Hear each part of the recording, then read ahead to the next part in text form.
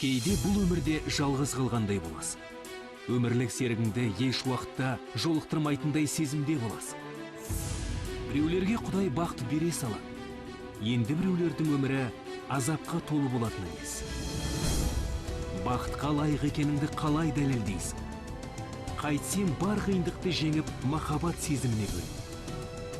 Бұл мүмкін бе? Әр әйел затының әйел бақытына құқы бар емес пе? Тек әркімнің оған барар жолы әрқилы.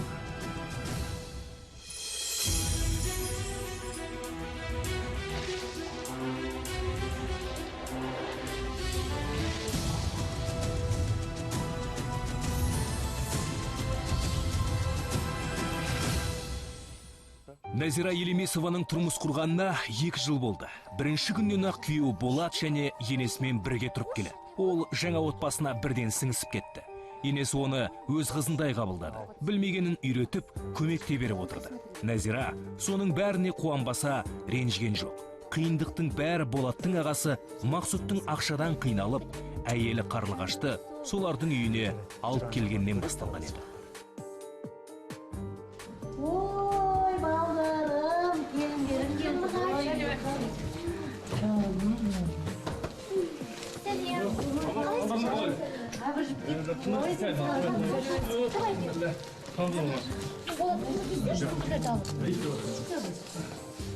Қалай жатсарма едіңдер ма? Қалай арышып кетсің?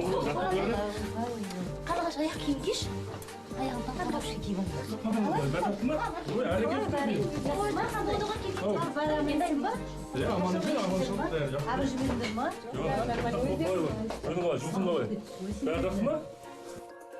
не қыл дейді.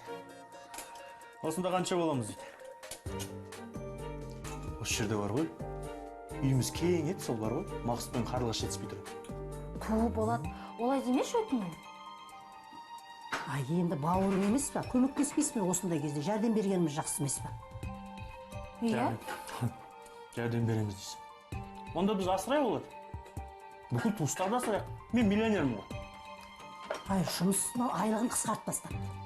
Қасында біраз жігіттер жұмыстан шығарып жіберіпті. Әлде Мақсұт қалыпты әйтеуір жұмыста. Оған да Құдайға шүкір. Иә, тем более қазір пәтер жалдап тұру өте қымбат болады. Қарлығаш пәтер жалдап тұрып не қылады? Жүре берсін осы жерде. Иә, менің қасымда серік болады. Мама, берген көмегіміз осы болсын. Назираға жәрдем береді үйде жүріп. Білмеймін. Көргендеріңіз істеңдерші бар ғой. Болады. Мен басынан құптаған жоқпын. Неге түсінбейсің? Өзіміз жап-жақсы тұрып жатыр едік. Енді біреудің көңіл-күйіне қарап отыратын жағдайға ұшырадық. Оның үстіне екі келін бір үйде сүйісіп тұра қойды дегенге сенбеймін. Әйелдердің у-шуын ұнатпаймын өзім. Осыдан бастап біздің үйде айғай-шу болатынына сенімдімін. Бірақ олар құпша алмайсың ғой.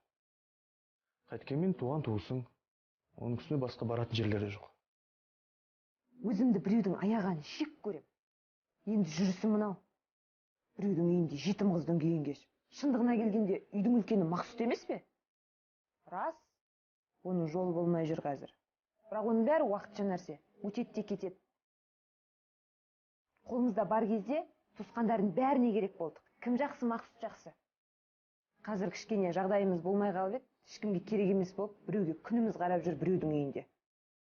Қарлығаш осылайша енесінің үйінен бірақ шықты. Назира мен Зарема апай да оған жылы қабақ танытып, көңілін табуға тырысты. Ол дәмді тамақ пісіріп, күнде кешке Зарема апайға массаж жасап беріп жүрді.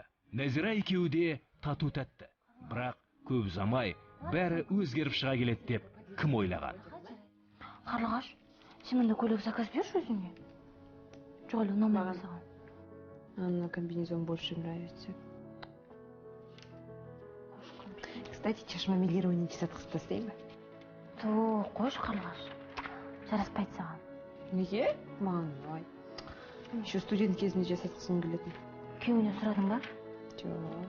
Ол жасатқызбайды ғой по-любому. Пам-пам-пам. Сәлем. Бүгін екенсің ғой. Мына қандай сыйлықтар? Так, мен қандай мейрамымды қалдырдым? Ашинде қыздар мұндай мейрамды ұмытпаушы еді, не болды? Бүгін ешқандай да мейрам емес, сендер түсінген жоқсыңдар. бірақ менің жақсы жаңалығым бар. Айда қой. Менің қызметім өсті, онымен қоса жалақым да өсті.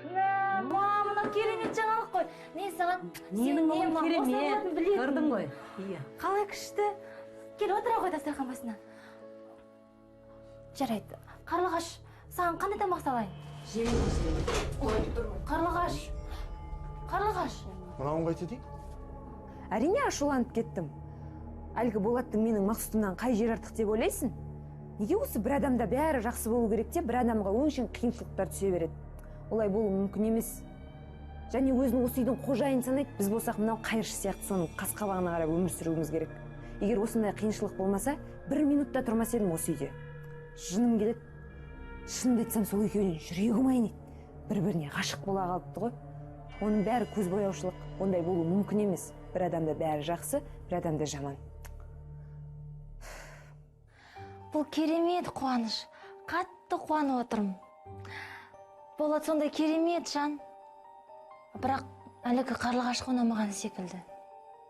Иә, мен оны түсінемін. Жолдасы да жұмыс істемей жатыр. Ақша мәселесі де қиындап жатыр. Қарлығашты аяймын. Бірақ амалым жоқ. Мен қалай оны көмектесем?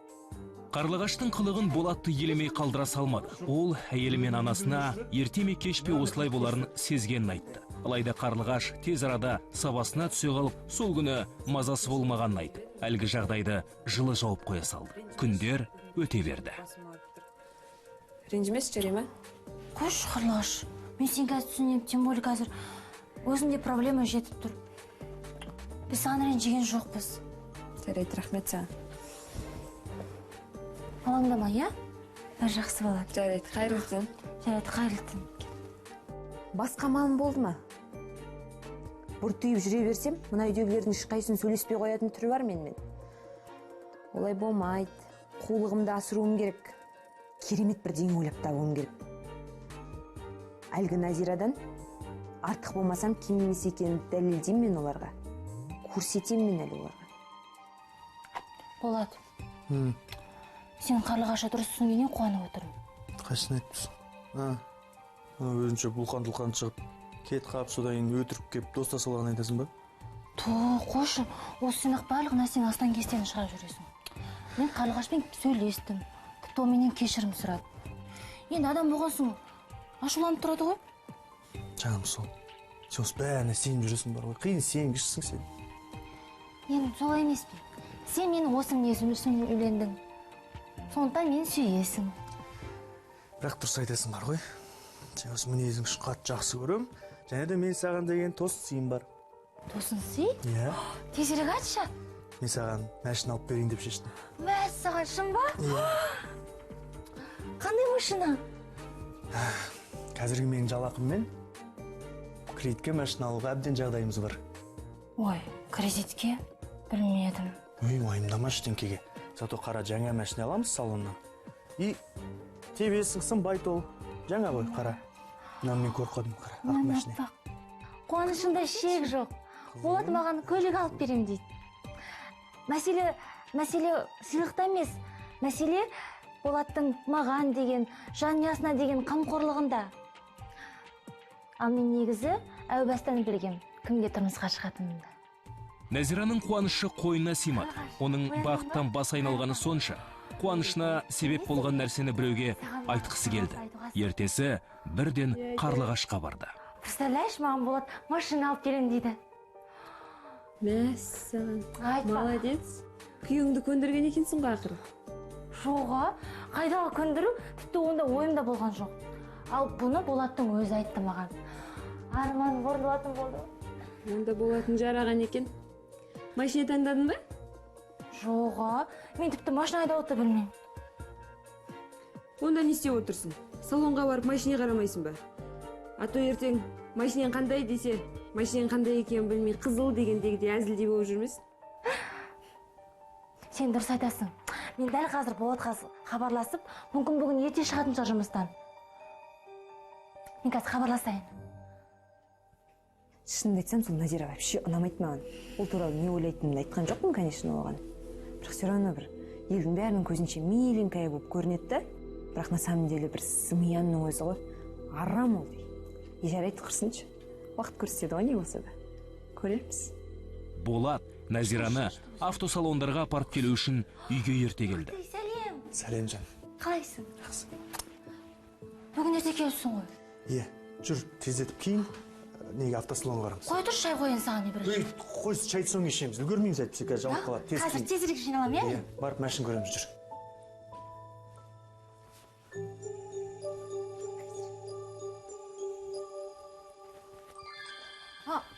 Тоқташы. Ой, мамам ше. Жарайды, бара беріңдер. Өзім күтіп алам ғой, маман. Ну жарайды, Қарлығаш, мен саған сенем. Давай, пока. Онда.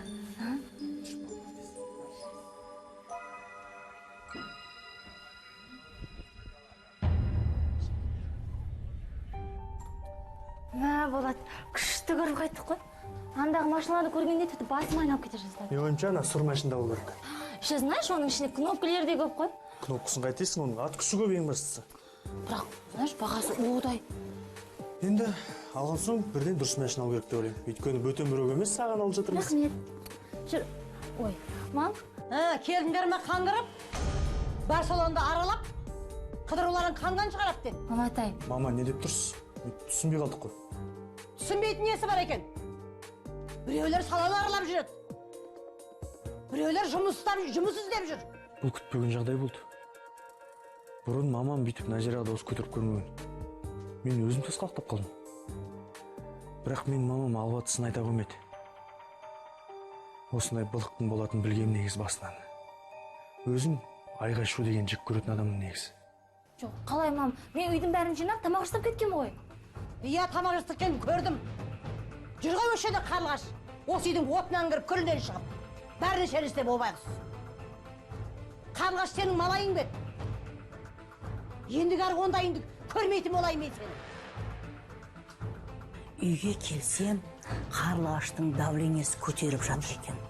Байғұс бала тыным таппаған ғой, қайтсын. Ал біздің Назира болса, салон аралап, машина іздеп жүр. Назираны тіпті басыма шығарып алдым ау деймін. Күйеуінің айлығы көтерілгері, Назираның мінезі өзгеріп жүр. Ал баламның енді айлығы көбейгеніне қуанамын, конечно. Бірақ әйел деген өз жөнін білуі тиіс. Мына бір сұмдық оқиға болды. Қарлығаштың істеген тірлігін қарашы. Біз салонға жіберіп алып, артынан енемді үгіттеген.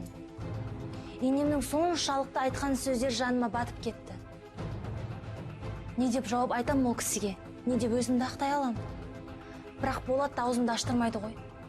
Сол күннен бастап абысындардың арасы суып кетті. Қарлығаш енесінің алдында жақсы болып көріну үшін бәрін қасақана істеп, Назираны жалқау, салақ қылып көрсетуге тырысты. Бірақ нағыз сұмдық Назираны алда күтіп тұрды. Қандай ебедейсізсің? Түсінбей қалдым, бұл қалай болғаны?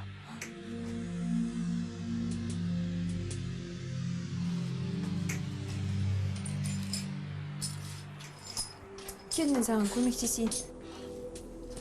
Абайда қолыңды кесіп алма. Мен әдейі істеген жоқпын. Мам.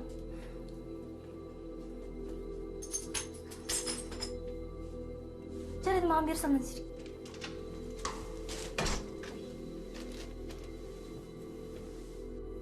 Төрлет. Осы үйдің қаншайымы, қожайыны. Түсінбедім, мам. Не айтып тұрсыз?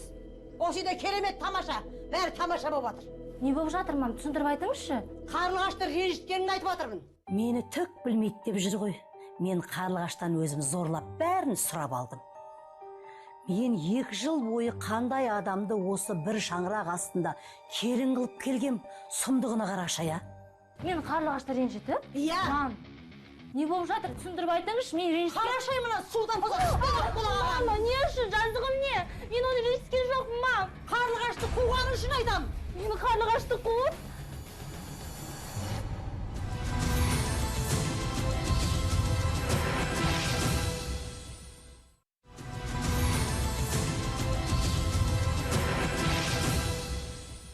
Назира мен Болаттың отау ұрғандарына 2 жыл болды.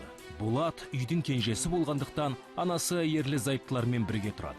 Ене мен келіннің бір-бірі дегенде жандар қалмайды. Жап-жақсы отбасының шырқы сол үйге Болаттың жеңгесі Қарлығаш келгеннен бұзылды. Алғашында Қарлығаш бәріне ұнауға тырысқанмен, уақыт өте келе екі абысының арасында араздық туады. Ол енесін Нәзираға айдап салу үшін ойына келгенін істейді. Нәтижесінде Зарема апай үлкен жанжал шығарады. Басында түк түсінбеген Нәзира кезекті жанжал кезінде Қарлығаштың өзіне жала жапқандығын анықтайды.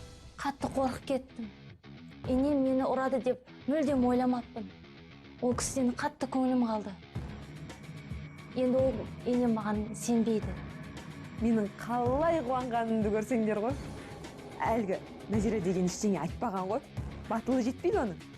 Енем ұрысқан кезде түрін көрсеңдер, байғұс боқып. Менің жаным кірді сондай. Өзіне де сол керек. Жүруші осы үйде судан таза сүттен ақ болды. Сауап болды. Но бірақ осы жол все-таки өзім дегеніме жеттім. Дұрыс болды. Мама, мен Қарлығашты қуған жоқпын, мама. Аузыңды жап, сен кімсің? Мама, Қарлығашты қуаттың. Түсінбей жатырсың, мама. Сен бұның бәрін Қарлығаш айтқан ғой, я? Қайдағы Қарлығаш? Мен о Қарлығаштан өзім шығарып алдым барлығын. Мама, өтінемін. Мама, мұрша беріңізші, мен сізге түсіндіріп. Менің бұл жерде кінәм жоқ, мама.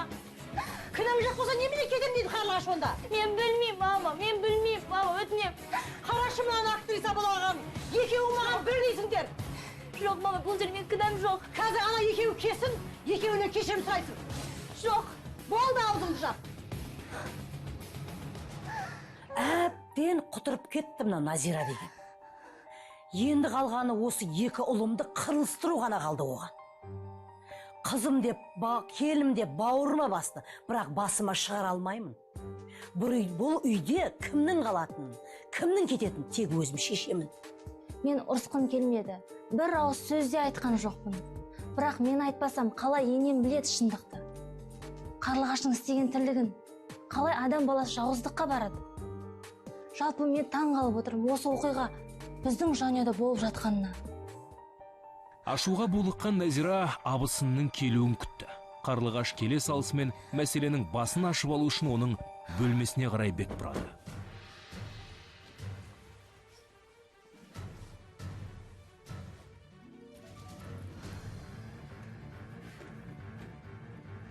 Ой, сәлем. Сен бе? Қарлығаш, мамам бәрін түсіндіріп айт. Мамаға не дегесің? Немене, саған ұнамай қалды ма? Мә, стерва екесің, Қарлығаш. Назира! Тиіспеші маған, жарайды, біз кетеміз. Айқайлама, Қарлығаш. Назира! Тиіспеші! Ай, не болып жатыр? Қарлығаш, не болды? Жарайды, біз кетеміз. Тыныш болды. Мен Назира, сен неге қоймайсың сен? Жоқ, біз... Осы үйден сенің кеттің деп жама. Кеткеніміз дұрыс. Назира бұл үйде бұрыннан тұрады ғой. Болат жұмыс істеп жатыр. Бүкіл отбасын асырап жатыр. Біздің кеткеніміз дұрыс. Қарлығаш. Болды, аузыңды жап. Қарлығаш, өтірік айтпа, мен сені үйге қуған жоқ. Жап аузыңды, кешірім сұра. Қарлығаштан. Кешір. Ешқайда кетпей-ақ қой. Жылама болды. Жылама Қарлығаш. Шынымды айтсам, әлгі Назира маған вообще ұнамайды. Басына тоқтың менде, мен жоқ бір грамм. Соғатынға не жетпейді түсінбеймін. Енесі қасында, күйеу ақша тауып жатыр, көліктері бар, үйлері бар. Неге осы Құдай бір адамға бәрін үйіп төгіп беріп қояды да, біреулерге жартпай қояды әйтеуір. Мен де жақсы өмір сүргім келеді, мен де бақытты болғым келеді. Қарлығаштан жай ғана кешірім сұрай салдым, басқа амалым болмағандықтан. Не деген жаман, оңбаған адам еді. Бәрін Болатқа ашып салып айтқым келеді, бірақ жанұямның жағдайын ойлаймын. Үйден қашып кеткім келіп жүр. Жаным.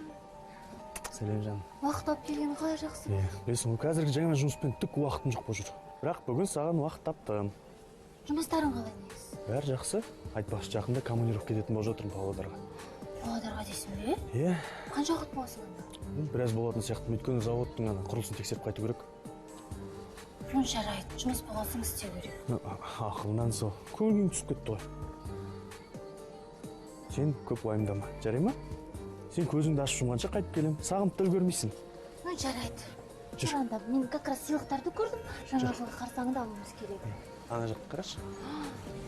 Нәзира қанша қаламаса да Болаттың жол жүруіне қарсылық танытпады.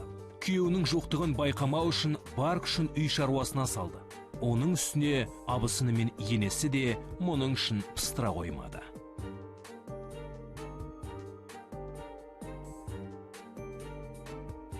Балдардың әкесі қайтыс болғалы біраз болды. Әкеңіз апа чайғы. Ана Роза әпкен балдарын еншін беріп қолға қай заман. Мен әлі бере алмай жүрмін. Әлі жүрмін. Сіз әлі завещание жазған жоқсыз ба? Жоқ. Басым да ауырып жүр, давлением де көтеріліп жүр. Қай күні қисайып қалатынды Құдай білсін. Мама, сіз не айтып отырсыз? Жоқ, міне қашық, сен де отыр. Сен де тыңда. Ендігі аптада нотариуспен келісіп қойдым. Мына мал мүлікті кімге не қалдыратынын белгілеу керек. Қойыңызшы, мам, не айтып отырсыз? Жоқ, болды. Назираға айтесің. Апамды осы жасқа келгенде алаңдатып қайтеміз, өзі білсін. Дегенмен... Жарайды, шай қойшы маған да қарлығаш. Шешініп келсеңші. Мұра деп қояды. Негізі соған қарағанда әлі шешпеген ғой дейм, кімге не қалдыратын. Сол үшін кішкене кемпірді айналдыру керек басын. Болат өзі сатып алады қойды. Машинесі бар, жұмысы бар. А Мақсұтқа кішкене көмек керек. Сол үшін кемпірді көндіру керек. Содан бері Назира мен Қарлығаштың арасы мүлде суып кетті. Қарлығаштың абысынына істемеген нәрсесі жоқ. Өзі бүлдіріп, бәрін Назираға жауып жүрді. Кіші келін осы қорлықтың бітетін күні бар мекен деп қатты қиналды.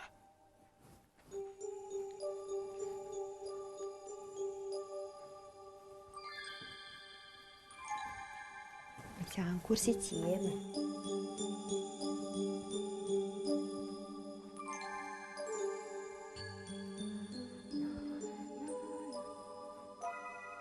Не несі? Бош, мынау не? Кім істеді мынаны? Ой, Алла, қалай болды мына?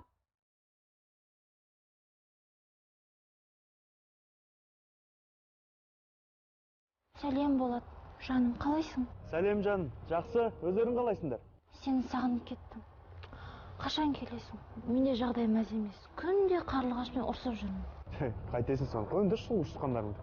Жоқ, түсінесің бе, мен онымен ұрыспауға тырысамын, бірақ... Әйтпесе бар ғой, мамам қатты соған сендерге уайымдайды, сендердің бастары сыйыспайтындарыңды. Білем, менің қолымнан басқа еш нәрсе келмейді. Жаным, кішкене шыдай, Ана Мақсұттың жұмыстары жөнделеді ғой. Содан кейін өзіміз тұрамыз бұрынғыдай. Осыны енді армандайтын болдым өтегі. Жаным ау, кішкене шыдай, бәрі жақсы болады. Жарайды Болат, жаным, сол, сүйдім сені. Сау бол жаным, қатты жақсы көрем сені. Қатты. Жарай ма? Сау бол. Жақсы көрем. Мына бір сұмдық жағдай. Қарлығаштың істемегені жоқ. Енем де тек соны ғана тыңдайды. Соның жолымен ғана жүреді. Бәрін Болатқа ашып салып айтқым келіп отыр. Паспортты алып алайын. Мынау да керек болып қалады, алсайшы.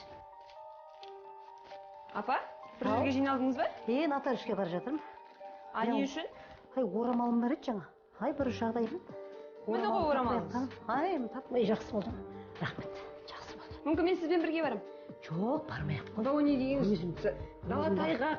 Қайтарда екеуміз как раз дүкенге соғамыз. Біраз продуктылар алу керек үйге. Мейлі онда, жүрсің, жүр ау. Бірге барып қайтайық екеуміз. Қап қырсық. Нотариустан барып біліп алайын деп едім, кімге не қалдыратынын, не ойлағанын. Енем де қасына жолатпай қойды ғой. Ну ничего, нотариустың адресін біліп алдым. Ертең барып білу керек, кімге не қалдыратынын. Не істесем екен? Не ойлағаны бар екен?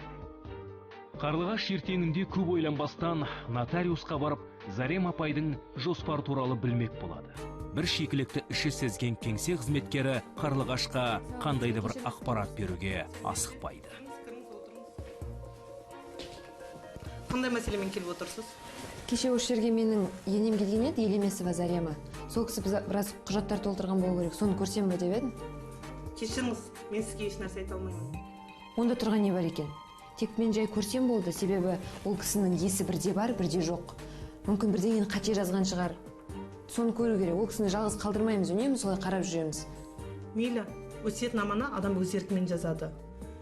Сіз бұл құжатта не жазылғандығы туралы білуге құқығыңыз жоқ.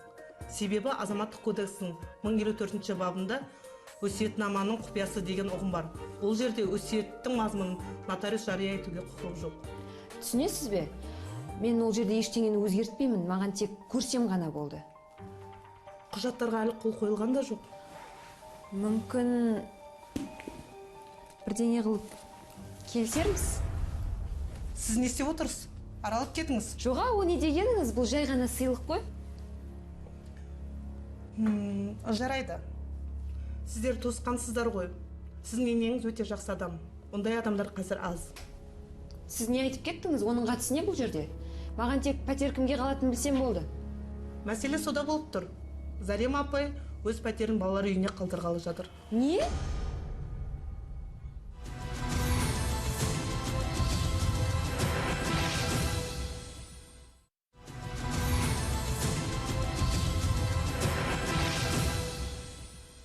Елемесовтер үлгілі отбасы. Болат жақсы қызметкер. Нәзира күйеуі мен енесінің көңілін табуға тырысып жүр. Зарем апай да келінін жақсы көреді. Бәрі бұл үйге үлкен ұлы әйелін ертіп келгеннен басталады. Қарлығаш жөнімен жүрмейтін адам болып шығады.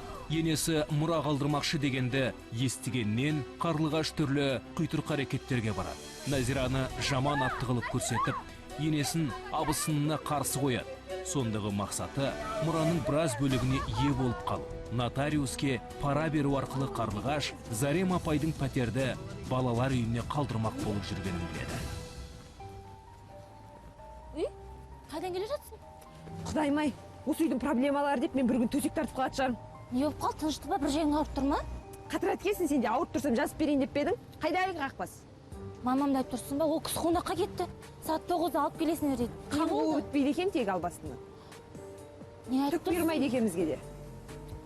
Не айтып тұрсың? Не бұйырмайды? Түсіндіріп айтшы, Карла. Нотариусқа бардым жаным. Саған да, маған да түк қалмайды, түк. Әлі кемпір киноны көп көрген ғой деймін. Өзінің балаларын далада қалай ойнап жатқанын мен шаруасы жоқ. Балалар үйіне бермекші үйін. Мәс, сонда сен не нотариусқа бардың ба? Бірақ анан өсиетнамада не жазылған қалай білдің? Мәс, сен осы бір нәрсені бастағалы жатсың, Карла. Ақша берсем бәрін білуге болады, тек өзінше болмашы. Үйрен менен, үйрен. Қап, енді не істесем екен, а? Не істейсің? Еш нәрсе істемейсің. Сен ол жұмысқа мүлдем араласпа. Сен маманы білесің, ол кісі жақсы адам. Өзінің не істейсің, сол шешім солай болсын. Сен араласпашы, пожалуйста. Ангел бола қалмас жоқ жерден. Құдай біледі, осы үйден сенің де дәмең бар шығар. Сен вообще не айтып кеттің, Карла? Жүрші, үйге кірейікші одан да. Үйге барып сөйлесеміз. Өтінем, мынаны ұмыт, сен араласпашы қазір. Маманы білсе білесің ғой, не ойлап кетеді қазір. Енемнің бұл ісіне қуанып отқан жоқпын. Болат қанша ақша тапса да үйге ақша жинау қиын ғой. Ал енді ипотека аламыз. Осының бәріне Қарлығаш кінәлі. Тегі жаны жай таппайды. Адамдардың бәрін бір-бірімен ұрыстырып, жөнімен жүрмейді. Жоқ, бұны бұлай қалдыруға болмайды. Әлгі нотариуста заңсыз деп қақсап қалды ғой. Неге болмайды екен? Онда тұрған не бар, көргенде тұрған? Үйді кімге қалдыратынын білсем болды ғой. Қалайда үйді өзіміздің атымызға жазғызбау керек. Мақсатпен ақылдасуым керек. О, келдің бе? Бүгін кешіктің ғой. Сенімен сөйлесейін деп едім. Қойшы, біраздан кейін сөйлесейік, шаршап. Қалай біраздан кейін сөйлесейік? Осының бәрі маған керек пе? Мен саған айтып тұрмын, біраздан сөйлесейік деп. Оның үстіне жұмыстан қысқартып тастап мен. Не? Сені қоймай деген. Қалай жұмыстан қысқарып тастады? Енді қалай өмір сүреміз? Кәдімгі өмір сүреміз, немене, жұмыс іздейміз, немене. Өз пәтерімізге төлей аққан жоқпыз ғой. Енді немене, мен сонда әлгі Назирамен өмір бойы тұруым керек па? Болатты қараш, жұмыс өсіп, айлық өсіп жатыр. Жаппай, неге жабам? Жұмыс істеу қолынан келмей ма? Ең болмаса шешеңмен сөйлес. Сен немене? Ақылын тапып жатырмын, а? Шыдамына шегі бар, түсіндің ба? Шыдамсызын қарай көр өзінің. Мен шығар осының бәріне шыдап келе жатырмын. Жауабын деймін саған, жауабыңды. Әбден шаршап біттім. Мына алжыған кемпір де, Болат пен Назира да, оның үстіне Мақсұт та жұмыссыз жатыр. Тура бір жындыханада тұрып жатқан сияқтымын осы үйде, білмеймін. Енді не істеймін? Ең болмаса үй қалсын да бізге. Бірдеңе ойластыруым керек. Басқа амалым бар ма? Қарлығаш, қайырлы таң. Несі қайырлы екен? Не болды? Түнде неге айқасыптыр? Не бөлісе алмай қалдыңдар? Біратыла бүкіл үй естілді ғой, масқара. Ол мен не бөлісуші едік? Ha, Бала туғымыз келеді, бірақ қалай туамыз, қалай? Түгіміз жоқ. Оның үстіне жұмыстан да шығып қалды. жылама. Бәрі жақсы болады. Қой жыламаш, Қарлығаш, бәрі жақсы болады. Қашан жақсы болады, қашан? Болады, Құда қаласа, бәрі жақсы болады. Жұмыстан да шығып қалды. Мақсұт жақсы жұмыс тауып алар бір күні, өзің де тауып аласың. Бәрі жақсы болып кетеді әлі. Қашан? Осы үйде маған бір бұрышыда бұйырмағаны ма? Қош. Бәрі жақсы болады, бәрі жақсы. Үйлі боласыңдар, балалы боласыңдар, бәрін ұмытасыңдар, бәрі артта қалады ертең. 2 күн бойы Қарлығаштың көңіл күйі болмады. Байғұс абысынына Нәзираның да жаны ашты. Болат екеуміз бұларға қалай көмектессек екен деп басы қатты. Әзірге қолдан келер амал жоқ. 2 күннен кейін Қарлығаш енесіне келіп, басына керемет ой келгенін мәлімдейді. Апа, сізбен ақылдасайын деп едім. Айта бер, не болды? Апа, менің бір ойластырғаным бар. Не болды? Сіздерге салмақ салмайық, өзіңіз ойлап қараңызшы. Салмақ салмаған. Ай, мен әр уақытта балдарыма көмектесем ғой. Апа, мына квартираны сатайық. Сатамыз? Онда тұрған не бар? Бұл үлкен үй. Бұған көп ақша алуға болады сатқанда. Зато Мақсұт пен Болат екеуі 2 квартира алады. Қой, Қарлығаш сатқан емес. Осы балдардың әкесінен қалған үй. Осы жерде өсті 2 бала. Жоқ, үй сатуды айтпа. Жарайды. Көмектескіңіз келмеген көрініп тұр. Неге? Көмектесем мұны бар кезде. Көмектесіп жүрмін ғой өмір. Әрқайсымыздың өзіміздің үйіміз болады. Оның үстіне Болат пен Назираның да жағдайлары жақсы. Олар деген қазір машина алайын деп жатыр. Ипотека алса да төлеуге. Ипотека? Айтпашы ипотека. Үйді сатпаймын мен. Білмеймін, егер өзіміздің квартирамыз болса, Мақсұт та тезірек қимылдап жұмыс табама дегенім ғой. Енді бізді кім асырайды? Жарайды, жоқ болса, жоқ болсын.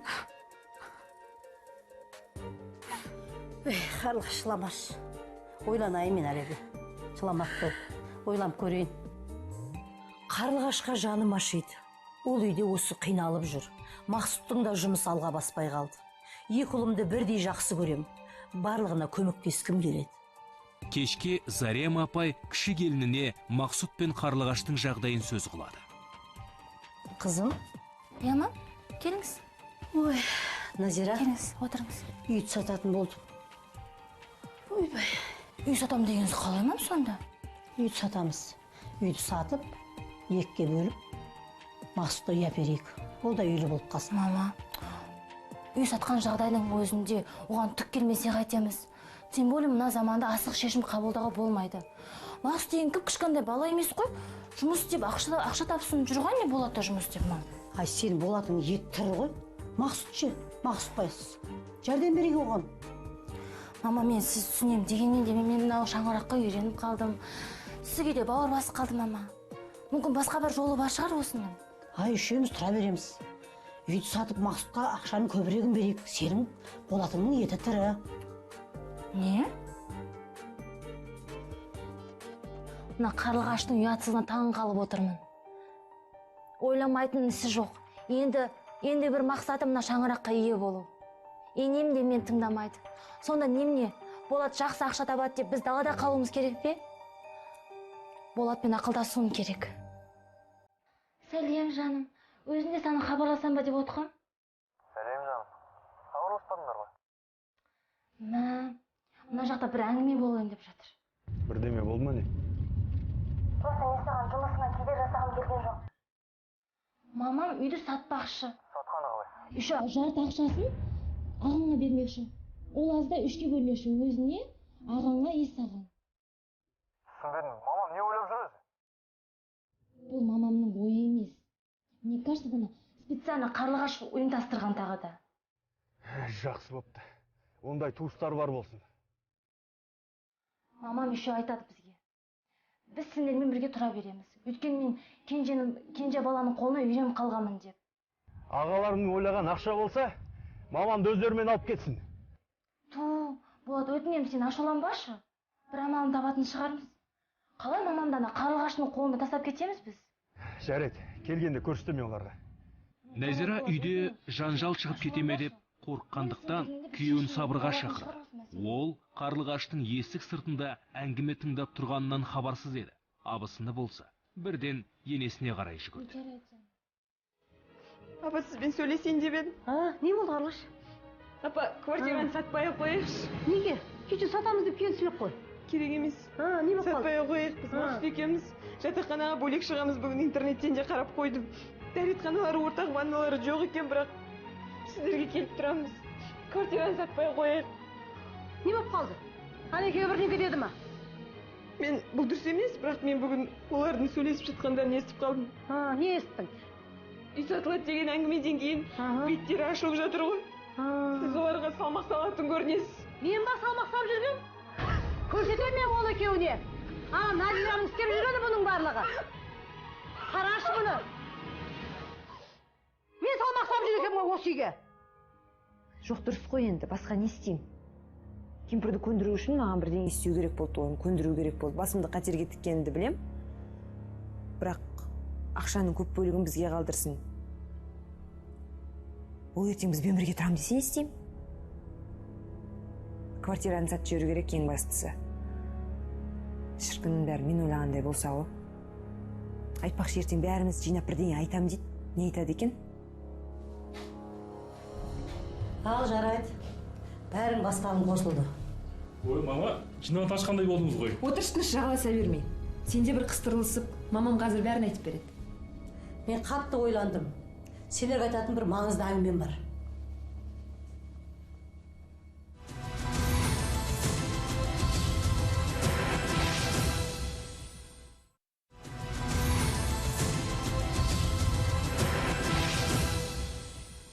Елемесовтер үлгілі отбасы.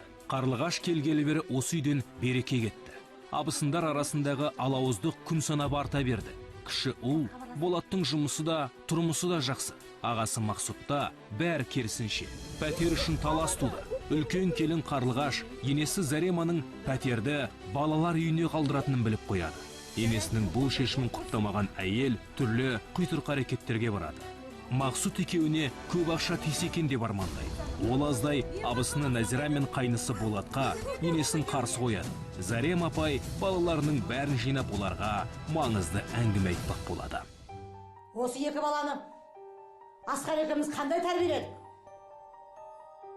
Оқыттық, шоқыттық, елдің азаматы болсын деп. Олай болмай шықты. Неге бір жақсы келін келеді деп ойлаушы едім. Ондай болмады.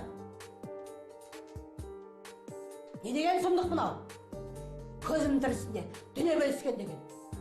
Мама, не туралы айтып тұрсыз? Қайдағы дүние мүлік? Бөлме сөзімді. Бұл жағдайда Асқардың көрмегені жақсы болды. Білем мен. Қарлығаштың нотариус жағалап жүргенін. Қандай мүлік қалады маған деп. Мені білмейді деп отырсыңдар ма? Бәрін білем мен. Мені алжыт деп жүрсіңдер бәлде. Нотариуспен алдын ала келісіп алдым. Мен осылай істемесем, Қарлығаш ешті уақытта ештеңені білмес еді. Кімге не қалдыратынымды тек қана өзім шешуім керек. Оны біреудің білуі тиіс емес. Қарлығаштың арам ойын түсіндім. Осы үйде шум басталғалы бір нәрсенің боларын біліп едім мен. Осы бір келіндердің артын бір тексеріп көрейін дедім. Олай емес, нотариусқа барғаным рас, бірақ басқа жұмыспен барғанмын. Қандай жұмыспен бардың? Мынаған не деп жауап бересің кәдімдерге? Бәсе үй сатайық деп қоймайсың жағалап. Үй сатайық деп. Мен де жақсы өмір сүргім келді. Қандай өмір ол? Өтірік айту ма? Жоқ, Назираны жамандау ма? Жоқ, жек көрсету ма Назира? Мам, қойыңызшы, мам, жаным алматы. Құрсыншы осы үйде бұрынғыдай үшеуміз тұра берейікші, мам. Сендер ше? Кім айтты мен сендерге салмақ салып жүр деп? Мен, Назира емес, мен оның бәрін айтқан. Мақсұт екеумізге де бірдеңе қалсын деп ойладым. Үйді балалар үйіне қалдырамын дейсіз. Біздің олардан қай жеріміз артық?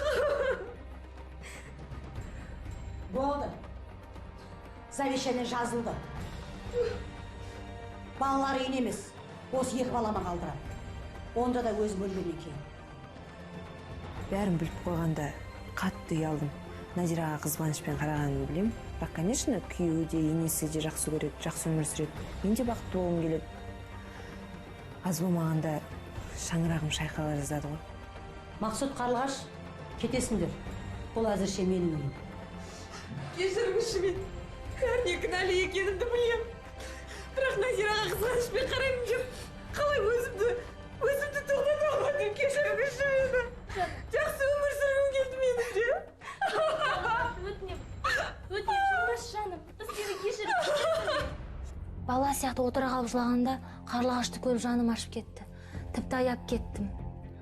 Мына өмірде кім қателеспейді десеңші, бәріміз де пендеміз, бәріміз де өзімізге жараса кемшіліктеріміз бар.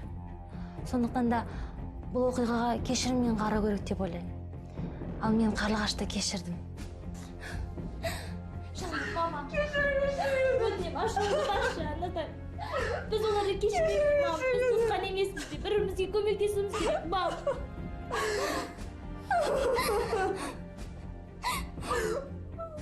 Оларды біз түсінбесек, кім көмектеседі, мам? Ал, жақсы сау елім. Аманшылық болса, жолғарым. Жарайды, жылдарыңыз болсын. Жақсы, аманшылық болса. Алаңдама. Ал, жақсы бауырым. Ал, Мақсат. Ана мен айтқан адамға хабарлас. Ашу, жақсы жұмысқа барам. Әрине, ал. Еремесовтер отбасында осылайша ақыры тыныштық орнады. Зарем апай үлкен ұлы мен келінін үйден қуа қоймады. Мақсұт жақсы жұмыс тапты. Айлығы ипотека алуға жетті. Бауырмаңыз. Ал енді, бауырым, жақсылап қарамыз, ананы. Қарайды ғой. Аманшылықта, бұйықта енді жолғамыз, таңда. Жақсы сау болыңдар. Жарайды, жолдарыңыз болсын.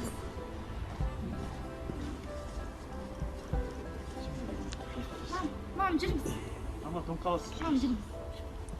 Болат пен Назира баяғыша аналарымен бірге тұрады. Көп ұзамай екеуі сәбилі болмақ. Олар енді пәтер бөлісуде емес, болашақ нәресте жайлы ойлауда.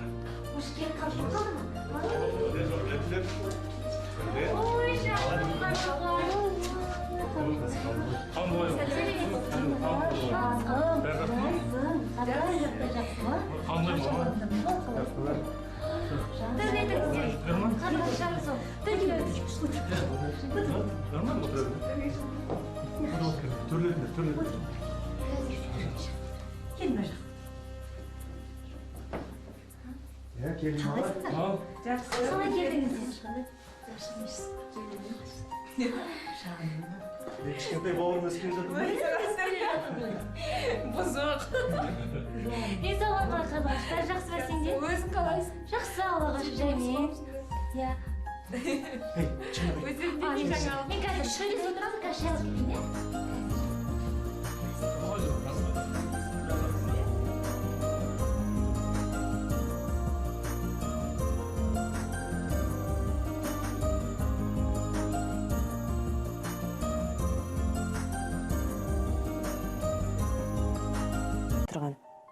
Үйді кімге қалдыратынын білсем болды ғой. Қалайда үйді өзіміздің атымызға жазғызбау керек. Мақсатпен ақылдасуым керек.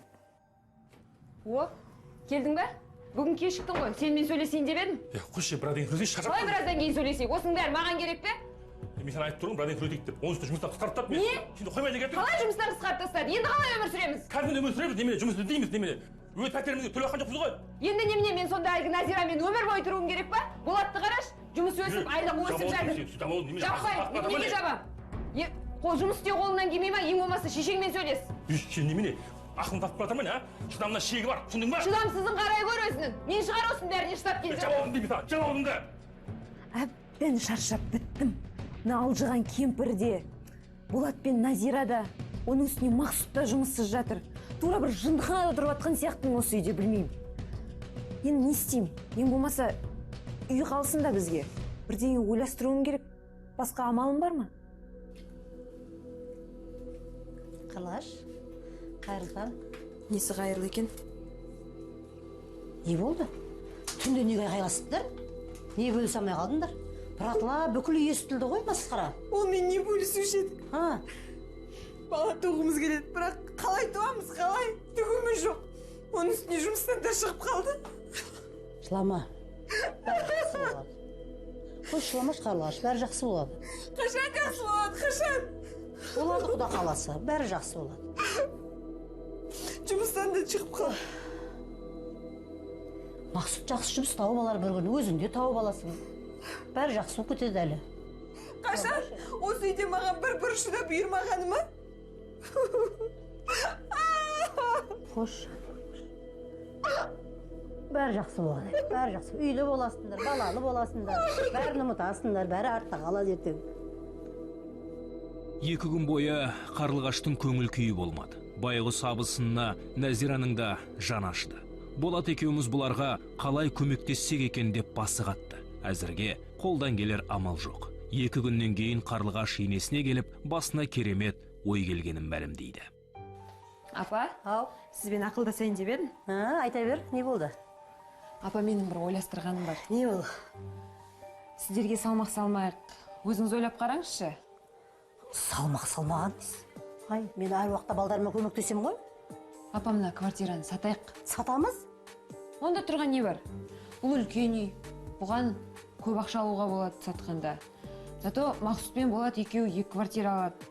Қой қарлығаш, сатқан емес. Осы балдардың әкесінен қалған үй. Өшерде өсті 2 бала.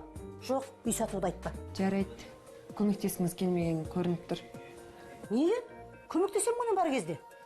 Көмектесіп жүрмін ғой өмірі. Әрқайсымыздың өзіміздің үйіміз болады. Оның үстіне Болат пен Назираның да жағдайлары жақсы. Олар деген қазір машина алайын деп жатыр. Ипотека алса да төлеуге. Ипотека? Айтпашы ипотека деп. Үйді сатпаймын мен. Білмеймін, егер өзіміздің квартирамыз болса, Мақсұт та тезірек қимылдап жұмыс табама дегенім ғой. Енді бізді кім асырайды? Жарайды, жоқ болса, жоқ болсын. Қарлығаш, жыламаш. Ойланайын мен әлегі. Жыламақ бол. Ойланып көрейін. Қарлығашқа жаным ашиды. Ол үйде осы қиналып жүр. Мақсұттың да жұмыс алға баспай қалды. 2 ұлымды бірдей жақсы көрем. Барлығына көмектескім келеді. Кешке Зарема апай кіші келініне Мақсұт пен Қарлығаштың жағдайын сөз қылады. Қызым? Мам, келіңіз. Ой, Назира. Келіңіз, отырыңыз. Үйді сататын болдым. Ойбай, үй сатам дегеніңіз қалай мам сонда? Үйді сатамыз. Үйді сатып, 2-ге бөліп, Мақсұтты үй әперейік. Ол да үйлі болып қалсын. Мама, үй сатқан жағдайдың өзінде оған түк келмесе қайтеміз. Тем более мына заманда асық шешім қабылдауға болмайды.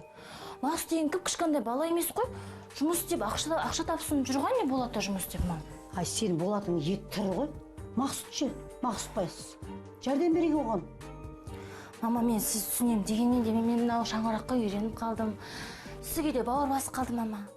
Мүмкін басқа бір жолы бар шығар осының. Ай, үшеуміз тұра береміз. Үйді сатып Мақсұтқа ақшаның көбірегін берейік. Сенің Болатыңның еті тірі. Не? Мына Қарлығаштың ұятсызына таң қалып отырмын. Ойламайтын ісі жоқ. Енді бір мақсаты мына шаңыраққа ие болу. Енем де мен тыңдамайды. Сонда немне? Болат жақсы ақша табады деп біз далада қалуымыз керек пе? Болатпен ақылдасуым керек. Сәлем жаным. Өзінде саны хабарласам ба деп отқам? Сәлем жаным. Хабарласпадыңдар ғой? Мына жақта бір әңгіме болайын деп жатыр. Бірдеме болды ма не? Просто мен саған жұмысына кедергі жасағым келген жоқ. Мамам үйді сатпақшы. Сатқаны қалай? Жарты ақшасын ағаңа бермекші. Ол азда 3-ке бөлмекші. Өзіне, ағаңа и саған. Түсінбедім. Мамам не ойлап жүр өзі? Бұл мамамның ойы емес. Мне кажется, бұны специально Қарлығаш ұйымдастырған тағы да. Жақсы болыпты. Ондай туыстар бар болсын. Мамам еще айтады бізге. Біз сендермен бірге тұра береміз. Өйткені мен кенже баланың қолына үйреніп қалғанмын деп. Ағаларымның ойлаған ақша болса, мамамды өздерімен алып кетсін. Болат, өтінемін, сен ашуланбашы. Бір амалын табатын шығармыз. Қалай мамамдана Қарлығаштың қолында тастап кетеміз біз? Жарайды, келгенде көрсетемін оларға. Назира үйде жанжал шығып кетеме деп қорыққандықтан күйеуін сабырға шақырды. Ол Қарлығаштың есік сыртында әңгіме тыңдап тұрғанынан хабарсыз еді. Абысыны болса, бірден енесіне қарай жүгірді. Апа, сізбен сөйлесейін деп едім. Не болды Қарлығаш? Апа, квартираны сатпай-ақ қояйықшы. Неге? Кеше сатамыз деп келісіп қой. Керек емес. Не болып қалды? Сатпай-ақ қояйық. Біз Мақсұт екеуміз жатақханаға бөлек шығамыз. Бүгін интернеттен де қарап қойдым. Дәретханалары ортақ, ванналары жоқ екен, бірақ сіздерге келіп тұрамыз. Квартираны сатпай қояйық. Не болып қалды? Екеуі бірдеңе деді ма? Мен бұл дұрыс емес, бірақ мен бүгін олардың сөйлесіп жатқандарын естіп қалдым. Не естің? Үй сатылады деген әңгіме. Түк білмейді деп жүр ғой. Мен Қарлығаштан өзім зорлап бәрін сұрап алдым. Мен 2 жыл бойы қандай адамды осы бір шаңырақ астында келін қылып келгем, сұмдығына қарашы, я. Мен Қарлығашты ренжітіп? Иә. Не болып жатыр? Түсіндіріп айтыңызшы, мен ренжітіп. Қарашай мына судан болған. Мама, не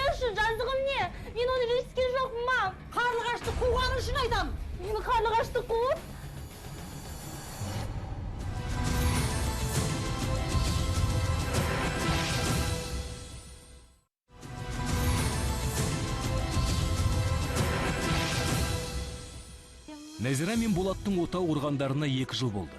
Болат үйдің кенжесі болғандықтан анасы ерлі зайыптылармен бірге тұрады.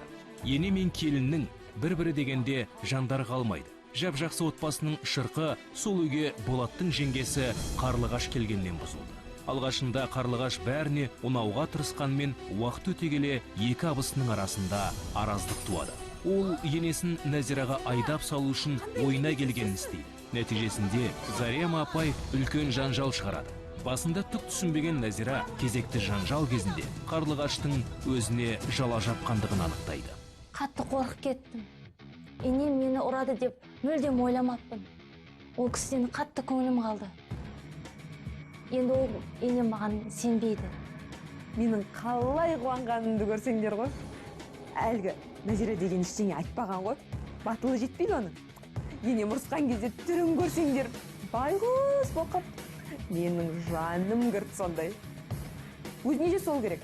Жүруші еді осы үйде судан таза сүттен ақ болды. Сауап болды. Но бірақ осы жол все-таки өзім дегеніме жеттім. Дұрыс болды.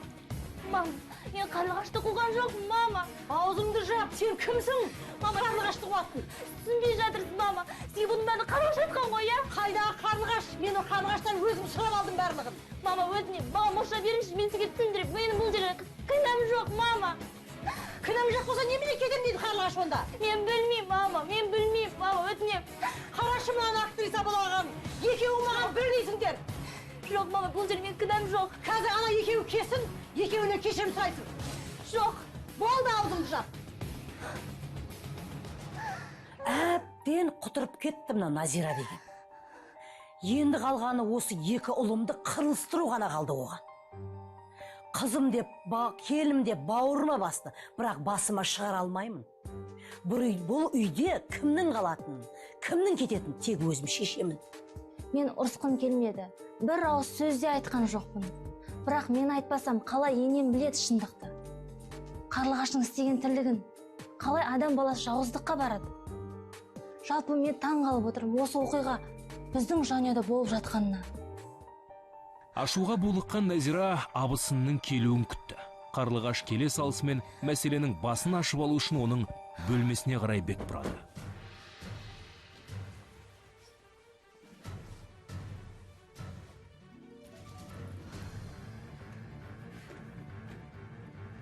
Ой, сәлем. Сен бе? Қарлығаш, мамам бәрін түсіндіріп айт. Мамаға не дегесің? Немене, саған ұнамай қалды ма? Мә, стерва екесің, Қарлығаш. Назира! Тиіспеші маған, жарайды, біз кетеміз. Айқайлама, Қарлығаш. Назира! Тиіспеші! Ай, не болып жатыр? Қарлығаш, не болды? Жарайды, біз кетеміз. Тыныш болды. Мен Назира, сен неге қоймайсың сен? Жоқ, біз Осы үйден сенің кеткің келіп жүр ма? кеткеніміз дұрыс. Назира бұл үйде бұрыннан тұрады ғой. Болат жұмыс істеп жатыр. Бүкіл отбасын асырап жатыр. Біздің кеткеніміз дұрыс. Қарлығаш. Болды, аузыңды жап. Қарлығаш, өтірік айтпа, мен сені қуған жоқ. Жап аузыңды, кешірім сұра. Қарлығаштан. Кешір. Ешқайда кетпей ақ қой. Жылама болды. Жылама Қарлығаш. Шынымды айтсам, әлгі Назира маған вообще ұнамайды. Басына тауықтың менде миы жоқ 1 грамм. Сол қатынға не жетпейді түсінбеймін. Енесі қасында, күйеу ақша тауып жатыр, көліктері бар, үйлері бар. Неге осы Құдай бір адамға бәрін үйіп-төгіп беріп қояды да, біреулерге жартпай қояды әйтеуір. Мен де жақсы өмір сүргім келеді, мен де бақытты болғым келеді. Қарлығаштан жай ғана кешірім сұрай салдым, басқа амалым болмағандықтан. Не деген жаман, оңбаған адам еді. Бәрін Болатқа ашып салып айтқым келеді, бірақ жанұяның жағдайын ойлаймын. Үйден қашып кеткім келіп жүр.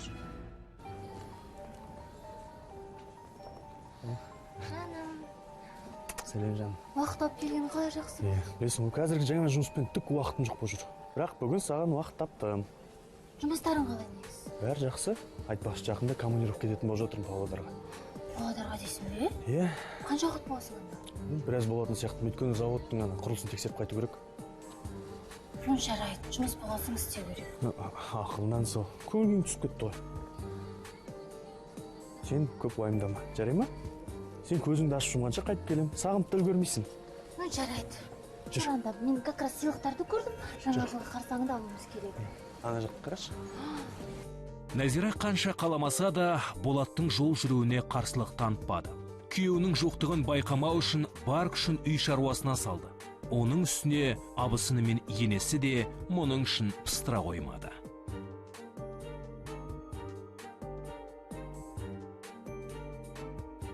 Балдардың әкесі қайтыс болғалы біраз болды. Әкеңіз апа чайға. Ана Роза әпкен балдарын еншін беріп қолға қай заман. Мен әлі бере алмай жүрмін. Әлі жүрмін. Сіз әлі завещание жазған жоқсыз ба? Жоқ. Басымда ауырып жүр, давлением де көтеріліп жүр. Қай күні қисайып қалатынды Құдай білсін. Мама, сіз не айтып отырсыз? Сендің ба сенде? Жоқ, міне қашық, сенде отыр. Сенде тыңда. Ендігі аптадан нотариуспен келісіп қойдым. Мына мал мүлікті кімге не қалдыратынын белгілеу керек. Қойыңызшы, мам. Не айтып отырсыз? Жоқ, болды. Назира қайтесің? Апамды осы жасқа келгенде алаңдатып қайтеміз, өзі білсін. Дегенмен... Жарайды, шай қойшы маған да қараңдаршы. Шешініп келсеңші. Мұра деп қояды. Негізі соған қарағанда әлі шешпеген ғой деймін кімге не қалдыратын. Басқа малым болды ма? Бұртиып жүре берсем, мына үйдегілердің ешқайсысын сөйлеспей қоятын түрі бар менімен. Олай болмайды. Қулығымды асыруым керек. Керемет бір деңе ойлап табуым керек. Әлгі Назирадан артық болмасам кем емес екенін дәлелдеймін мен оларға. Көрсетемін мен әлі оларға. Болат. Сен қарлығаша дұрыс түсінгеннен қуанып отырмын. Қайсысын айтыпсың? Өзінше бұлқан-тұлқан шығып, кет қап содан кейін өтіріп кеп достасалығын айтасың ба? Қойшы, осы сен-ақ барлық нәрсенің астан кестені шығарып жүресің. Мен қарлығашпен сөйлестім. Тіпті ол менен кешірім сұрады. Енді адам болған соң ашуланып тұрады ғой. Жаным сол. Сен осы бәріне сеніп жүресің бар ғой. Қиын сенгішсің сен. Енді солай емес пе? Сен менің осы мінезім үшін үйлендің. Сондықтан мен сүйесің. Бірақ дұрыс айтасың бар ғой. Сен осы мінезің үшін қатты жақсы көрем. Және де мен саған деген тосын сыйым бар. Тосын сый? Иә. Тезірек айтшы. Мен саған машина алып берейін деп шештім. Мәссаған, шын ба? Қандай машина? Қазіргі менің жалақыммен кредитке машина алуға әбден жағдайымыз бар. Ой, кредитке? Білмедім. Уайымдамашы теңкеге. Зато қара жаңа машина аламыз салоннан. И тебесіңсің байтол. Жаңа ғой қара. Мынаны мен көріп қалдым қара. Ақ машина. Қуанышында шек жоқ. Болат маған көлік алып берем дейді. Мәселе сыйлықта емес. Мәселе Болаттың маған деген, жанұясына деген қамқорлығында. Ал мен негізі әу бастан білгем кімге тұрмысқа шығатынымды. Нәзираның қуанышы қойнына сыймады. Оның бақыттан бас айналғаны сонша. Қуанышына себеп болған нәрсені біреуге айтқысы келді. Ертесі бірден Қарлығашқа барды. Представляешь, маған Болат машина алып берем дейді. Мәссаған. Айтпа. Молодец.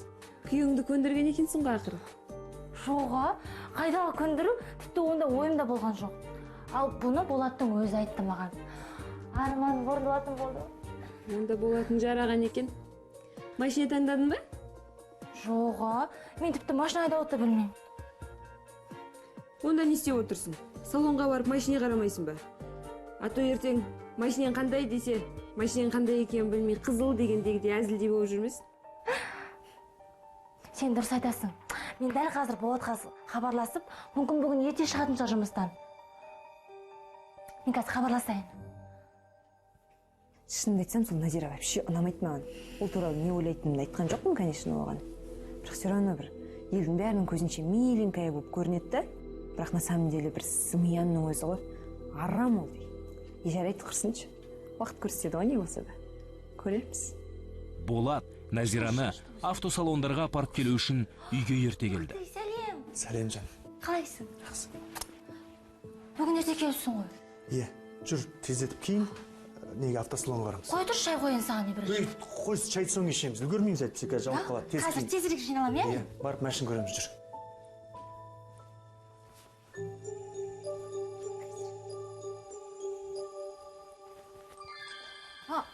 Тоқташы. Ой, мамам ше. Жарайды, бара беріңдер. Өзім күтіп аламын ғой маманы. Ну жарайды, қарлығаш мен саған сенемін. Мен Давай, кеттім пока. онда.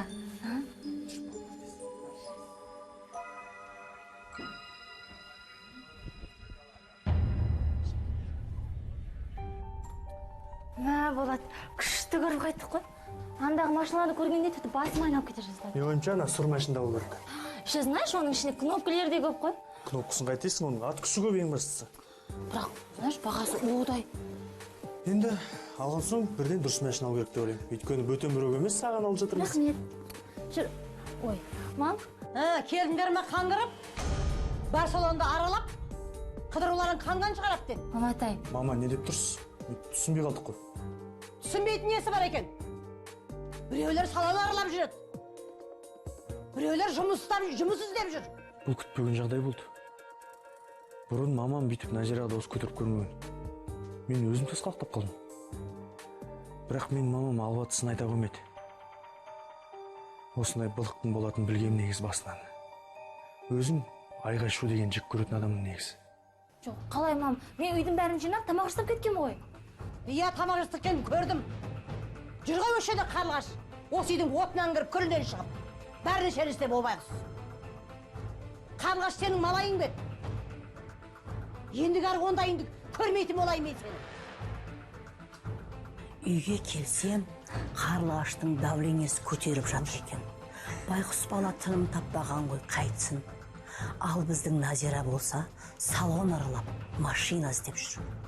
Назираны тіпті басыма шығарып алдым ау деймін. Күйеуінің айлығы көтерілгері, Назираның мінезі өзгеріп жүр. Ал баламның енді айлығы көбейгеніне қуанамын, конечно. Бірақ әйел деген өз жөнін білу тиіс. Мына бір сұмдық оқиға болды. Қарлығаштың істеген тірлігін қарашы. Біз салонға жіберіп алып, артынан енемді үгіттеген. Енемнің соншалықты айтқан сөздер жаныма батып кетті. Не деп жауап айтам ол кісіге? Не деп өзімді ақтай алам? Бірақ Болат аузымды аштырмайды ғой. Сол күннен бастап абысындардың арасы суып кетті. Қарлығаш енесінің алдында жақсы болып көріну үшін бәрін қасақана істеп, Назираны жалқау, салақ қылып көрсетуге тырысты. Бірақ нағыз сұмдық Назираны алда күтіп тұрды. Қандай ебедейсізсің? Түсінбей қалдым, бұл қалай болғаны?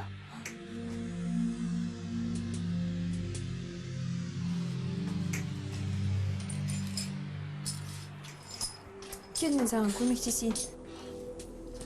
Абайда қолыңды кесіп алма. Мен әдейі істеген жоқпын. Мам.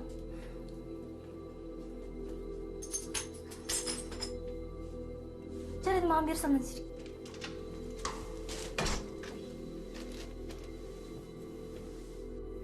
Төрлет. Осы үйдің қаншайымы, қожайыны. Түсінбедім, мам. Не айтып тұрсыз? Осы үйде керемет тамаша, бәрі тамаша болып жатыр. Не болып жатыр, мам? Түсіндіріп айтыңызшы. Қарлығашты ренжіткенін айтып жатырмын. Мен сол үшін кішкене кемпірді айналдыру керек басын. Болат өзі сатып алады ғой үйді. Машинесі бар, жұмысы бар. А Мақсатқа кішкене көмек керек. Сол үшін кемпірді көндіру керек. Содан бері Назира мен Қарлығаштың арасы мүлде суып кетті. Қарлығаштың абысынына істемеген нәрсесі жоқ. Өзі бүлдіріп, бәрін Назираға жауып жүрді.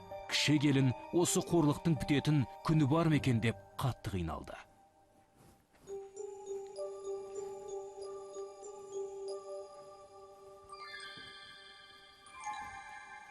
Саған көрсетемін.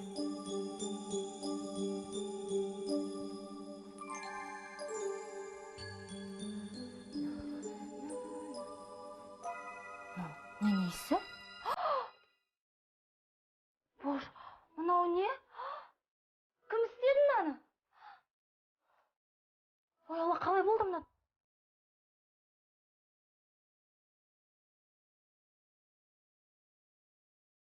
Сәлем, Болат. Жаным, қалайсың? Сәлем жаным, жақсы, өздерің қалайсыңдар? Сені сағынып кеттім. Қашан келесің? Менде жағдай мәз емес. Күнде Қарлығашпен ұрсып жүрмін. Қайтесің соны, қойыңдаршы ұрысқандарыңды. Жоқ, түсінесің бе, мен онымен ұрыспауға тырысамын, бірақ... Әйтпесе бар ғой, мамам қатты соған сендерге уайымдайды, сендердің бастары сыйыспайтындарыңды. Білем, менің қолымнан басқа еш нәрсе келмейді. Жан, кішкене шыда, Ана Мақсаттың жұмыстары жөнделеді ғой. Содан кейін өзіміз тұрамыз бұрынғыдай. Осыны енді армандайтын болдым ғой тегі. Жаным ау, кішкене шыдай, иә? Бәрі жақсы болады. Жарайды болады, жаным сол, сүйдім сені. Сау бол, жаным. Қатты жақсы көремін сені. Қатты. Жарай ма? Сау бол. Жақсы көремін. Мына бір сұмдық жағдай. Қарлығаштың істемегені жоқ. Енем де тек соны ғана тыңдайды. Соның жолымен ғана жүреді. Бәрін Болатқа ашып салып айтқым келіп отыр. Паспортты алып алайын. Мынау да керек болып қалады, шығара салайыншы. Апа, бір жерге жиналдыңыз ба? Нотариуске бара жатырмын. Не үшін? Орамалым бар еді жаңа. Бір жағдай болды. Міне ғой орамалыңыз. Тапмай жақсы болды. Рахмет, жақсы болды. Мүмкін мен сізбен бірге барам. Жоқ, бармай-ақ қой. Бұл не дегеніңіз? Дала тайғақ. Қайтарда екеуміз как раз дүкенге соғамыз. Біраз продуктылар алу керек үйге. Мейлі онда, жүрсің, жүр ғой. Бірге барып қайтайық екеуміз. Қырсық. Нотариустан барып біліп алайын деп едім, кімге не қалдыратынын, не ойлағанын. Енем де қасына жолатпай қойды ғой. Ну ничего, нотариустың адресін біліп алдым. Ертең барып білу керек, кімге не қалдыратынын. Не істесем екен? Не ойлағаны бар екен? Қарлығаш ертеңінде көп ойланбастан нотариусқа барып, Зарем апайдың жоспар туралы білмек болады. Бір шикілікті іші сезген кеңсе қызметкері Қарлығашқа қандайды бір ақпарат беруге асықпайды. Қандай мәселемен келіп отырсыз? Кеше осы жерге менің енем келген еді, Елемесова Зарема. Сол кісі біраз құжаттар толтырған болу керек, соны көрсем бе деп едім. Кешіріңіз, мен сізге еш нәрсе айта алмаймын. Онда тұрған не бар екен? Тек мен жай көрсем болды, себебі ол кісінің есі бірде бар, бірде жоқ. Мүмкін бірдеңені қате жазған шығар. Соны көру керек, ол кісіні жалғыз қалдырмаймыз, үнемі солай қарап жүреміз.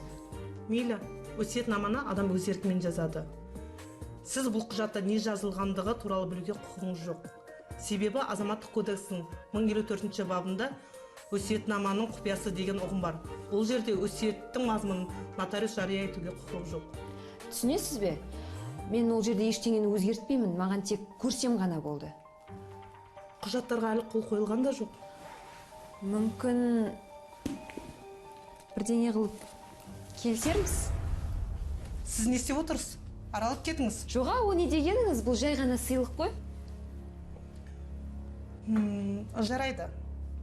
Сіздер туысқансыздар ғой. Сіздің енеңіз өте жақсы адам. Ондай адамдар қазір аз. Сіз не айтып кеттіңіз? Оның қатысы не бұл жерде? Маған тек пәтер кімге қалатынын білсем болды. Мәселе сода болып тұр. Зарема апай өз пәтерін балалар үйіне қалдырғалы жатыр. Не?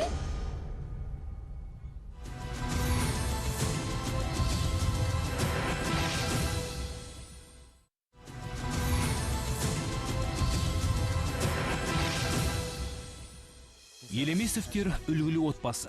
Болат жақсы қызметкер. Нәзира күйеуі мен енесінің көңілін табуға тырысып жүр. Зарем апай да келінін жақсы көреді. Бәрі бұл үйге үлкен ұлы әйелін ертіп келгеннен басталады. Қарлығаш жөнімен жүрмейтін адам болып шығады. Енесі мұра қалдырмақшы дегенді естігеннен Қарлығаш түрлі құйтырқы әрекеттерге барады. Нәзираны жаман атты қылып көрсетіп, енесін абысынына қарсы қояды. Сондағы мақсаты мұраның біраз бөлігіне ие болып қалу. Нотариуске пара беру арқылы Қарлығаш Зарем апайдың пәтерді балалар үйіне қалдырмақ болып жүргенін біледі. Қайдан келе жатсың? Құдайым-ай, осы үйдің проблемалары деп мен бір күн төсек тартып қалатын шығармын. Не болып қалды, тыныштық па, бір жерің ауырып тұр ма? Қатырат келсін, сен де ауырып тұрсам жазып берейін деп пе едің? Қайда айға қақпас? Мамам да айтып тұрсың ба, ол кісі қонаққа кетті. Сағат 9-да алып келесіңдер дейді. Қамылу бітпейді екен тек албастыны. Не айтып Түк бұйырмайды екемізге де. Не айтып тұрсың? Не бұйырмайды? Түсіндіріп айтшы, Карла. Нотариусқа бардым, жаным. Саған да, маған да түк қалмайды, түк. Әлі кемпір киноны көп көрген ғой деймін. Өзінің балаларын далада қалайын жатқанын мен шаруасы жоқ. Балалар үйіне бермекші үйін. Мәс, сонда сен не нотариусқа бардың ба? Бірақ анан өсиетнамада не жазылған қалай білдің? Мәс, сен осы бір нәрсені бастағалы жатсың, Карла. Ақша берсем бәрін білуге болады, тек өзінше болмашы. Үйрен менен, үйрен. Қап, енді не істесем екен, а? Не істейсің? Еш нәрсе істемейсің. Сен ол жұмысқа мүлдем араласпа. Сен маманы білесің, ол кісі жақсы адам. Өзінің не істесе сол шешім солай болсын. Сен араласпашы, пожалуйста. Ангел бола қалмас жоқ жерден. Құдай біледі, осы үйден сенің дәмең бар шығар. Сен вообще не айтып кеттің, Карла? Жүрші, үйге кірейікші одан да. Үйге барып сөйлесеміз. Өтінем, мынаны ұмыт, сен араласпашы қазір. Маманы білсе білесің ғой, не ойлап кетеді қазір. Енемнің бұл ісіне қуанып отқан жоқпын. Болат қанша ақша тапса да үйге ақша жинау қиын ғой. Ал енді ипотека аламыз. Осының бәріне Қарлығаш кінәлі. Тегі жаны жай таппайды. Адамдардың бәрін бір-бірімен ұрыстырып, жөнімен жүрмейді. Жоқ, бұны бұлай қалдыруға болмайды. Әлгі нотариуста заңсыз деп қақсап қалды ғой. Неге болмайды екен? Онда тұрған не бар көргенде? Кейде бұл өмірде жалғыз қалғандай боласың. Өмірлік серігіңді еш уақытта жолықтырмайтындай сезімде боласың. Біреулерге Құдай бақыт бере салады. Енді біреулердің өмірі азапқа толы болатын емес. Бақытқа лайық екеніңді қалай дәлелдейсің? Қайтсем бар қиындықты жеңіп махаббат сезіміне бөл. Бұл мүмкін бе? Әр әйел затының әйел бақытына құқы бар емес пе? Тек әркімнің оған барар жолы әрқилы.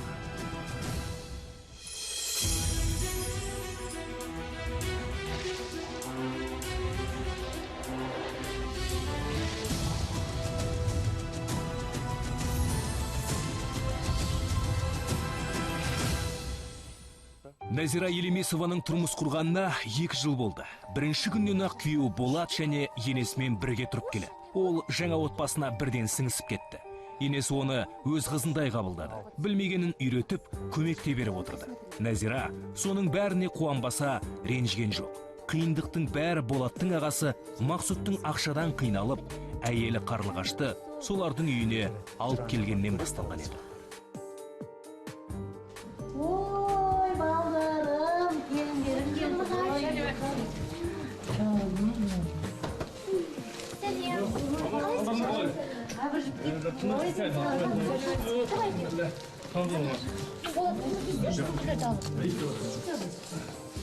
Қалай жасармай едіңдер ма? Абыржып кеттің. Қарлығаш, аяқ киім киш. Аяғын таңдап киіп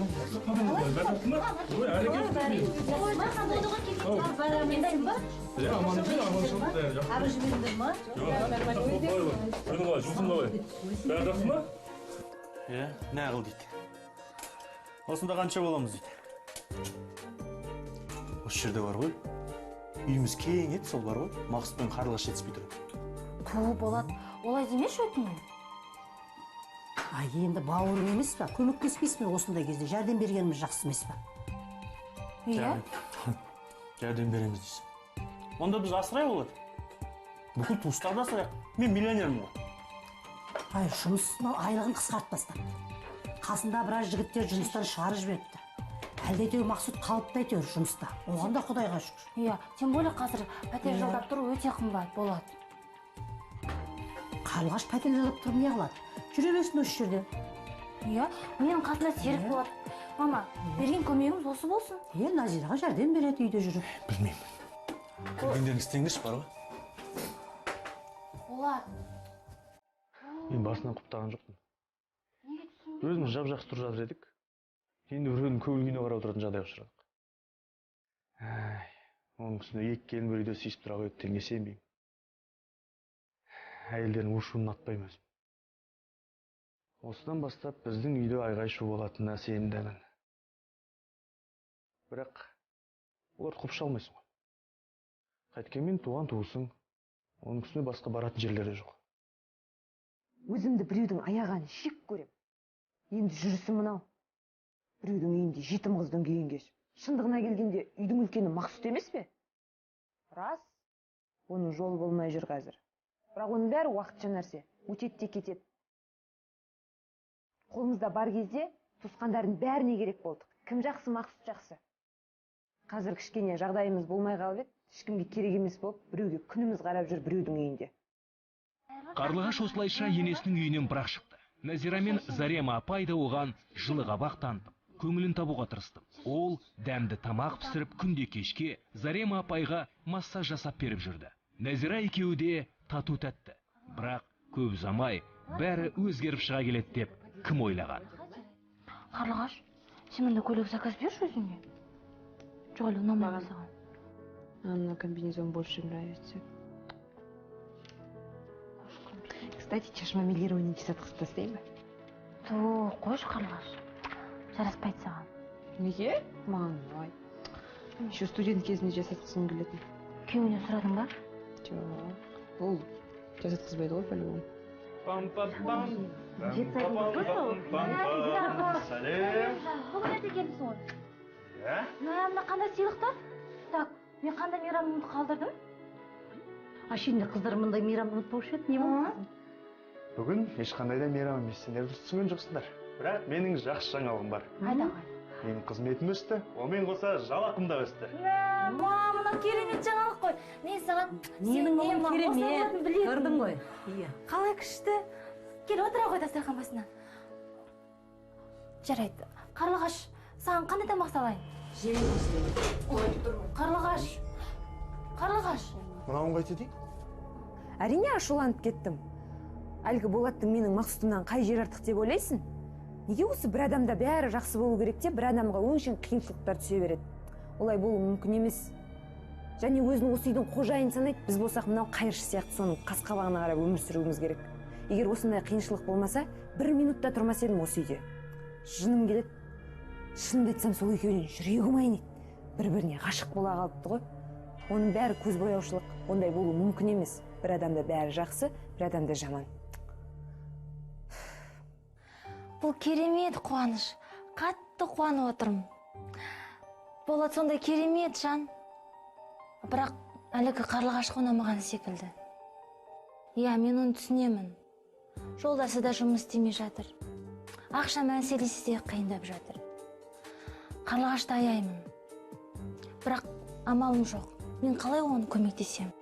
Қарлығаштың қылығын Болатты елемей қалдыра салмады. Ол әйелі мен анасына ерте ме кеш пе осылай боларын сезгенін айтты. Алайда Қарлығаш тез арада сабасына түсе қалып, сол күні мазасы болмағанын айтты. Әлгі жағдайды жылы жауып қоя салды. Күндер өте берді. Ренжімес жарема? Қош, Қарлығаш. Мен сен қазір түсінем, тем более қазір өзінде проблема жетіп тұр. Біз саған ренжіген жоқпыз. Жарайды, рахмет саған. Алаңдама, иә? Бәрі жақсы болады. Жарайды, қайырлы түн. Жарайды, қайырлы түн.